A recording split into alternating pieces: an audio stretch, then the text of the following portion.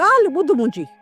छो माई अॻियों अचे दगु झलियो थी को कमकार आहे छा?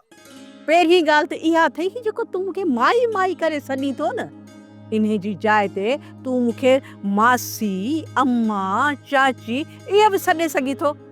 छो जो हाणे तुंहिंजी ज़ीनत सां शादी थियण वारी आहे ऐं आउं तुंहिंजी ससु थियसि। ज़ीनत जी सॻी मां न सही, निगी मां त आहियां न।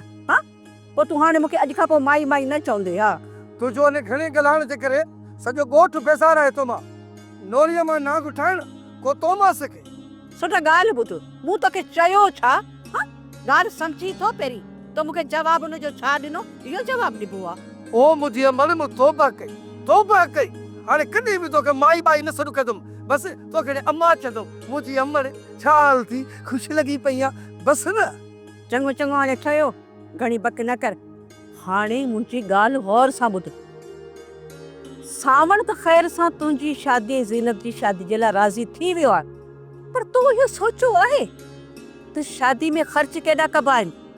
ॾाज, ॾावण, सोन, मीन सभु कुझु ॾिबो आहे, उहो तो गॾु कयो आहे ऐं उन खां पोइ कंहिं वॾे खां सलाह वठ बि आहे। हाणे मूंखे इहो ॿुधाए, तो पंहिंजे ख़ानदान जो वॾो कंहिंखे कयो आहे? केरु आहे वॾो? कंहिंखां पुछा ॻाछा कंदे? अम्मा फाफल, मुंहिंजो केरु आहे? न पीउ, न माउ, न का भेण। मुंहिंजो सभु कुझु तूं आहीं अमड़। तूं ई ॿुधाए त मां छा कयां? कहिड़ा ज़ेवर ठहिराइणा आहिनि या कहिड़ा कपिड़ा, ॿियो को सामान वठिणो आहे?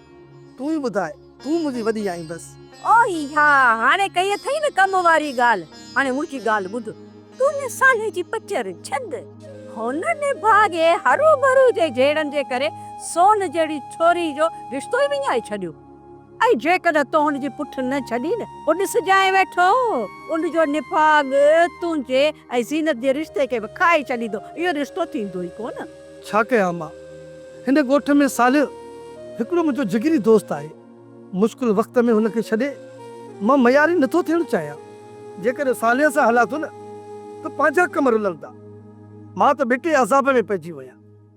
सब्सक्राइब कयो असांजो official YouTube channel Singh TV HD drama ऐं वधीक अपडेट लाइ बेल आइकन खे क्लिक करियो।